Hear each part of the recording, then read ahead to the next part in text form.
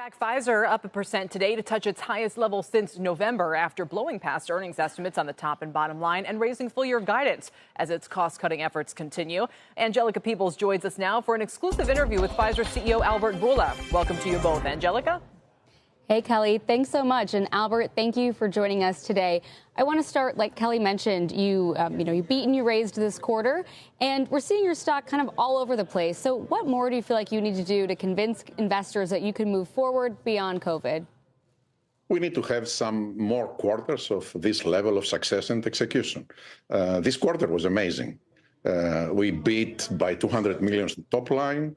We had a growth of 14% in the non-COVID business. We had, for the first quarter ever since 2022, when our sales went 100 billion because of COVID, growth in general. And we beat the earnings by 14 cents, which is 30%.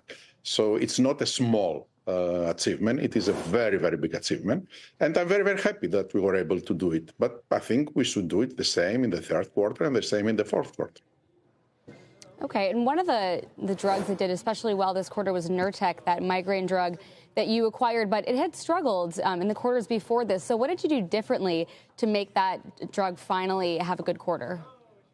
Look, when you acquire a company, always you expect in the first year of integration that sales will not do as well as they were doing, because you change representatives, you take marketing people, people are changing their bosses, etc.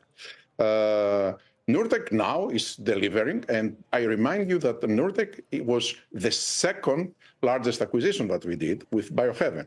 The first acquisition, the largest acquisition, which was the Seattle Genetics acquisition, this is doing tremendously also well. We are beating for the second quarter, instead of going down the sales, beating for the second quarter our internal and external expectations. So everything that we acquired, I think they are in a good track to deliver on their promise.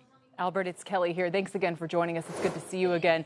Is there anything you want to tell us about how the progress, I want to call it the GLP-1, I don't know if that's the right term, the oral weight loss drug is going? Any updates on that? Yes, there is a lot of interest, apparently, because there is a very large market about it. We told to the world that our danuglipron, which is one of the 3 molecules that we have in the clinic for obesity right now, was able to achieve a very good profile of making it, pharmacokinetic profile of making it twice a day, once a day. It's an important thing because it's more convenient, of course, to take 1 pill a day than two pills a day. We are now on the final stages of optimizing the dose and the formulation.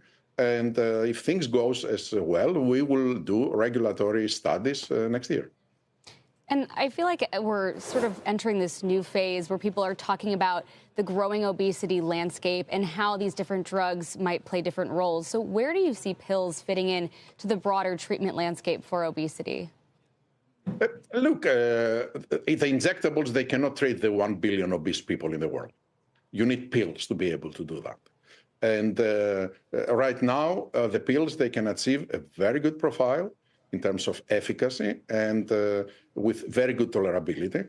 And people, they don't like injections. So it's clear from all the market research that we have done that if they have an alternative, which is an oral pill, they will prefer it than doing an injection. Great. Albert, thanks so much for joining us today. Back to you, Kelly.